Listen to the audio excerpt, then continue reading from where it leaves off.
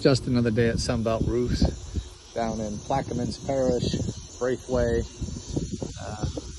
These folks are trying to buy this property to make it their home. The roof is leaking.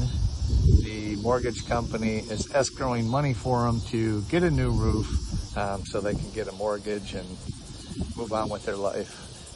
So we do big fancy multi-million-dollar homes, smaller homes, whatever it takes to help people out. But this is just a light gauge metal R panel. We'll come back. Mr. Greg asked if I could do a green roof to kind of match the shutters, which of course we can. Cost slightly more than what a galvanized roof costs, but we'll get all our information here, get a quote, and probably be doing this job in the next couple of weeks.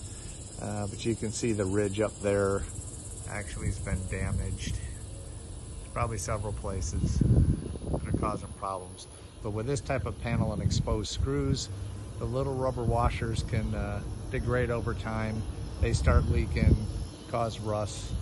But we'll put all new trim on this house, get them a secure and resilient roof, and they can move on with their life. Until next time.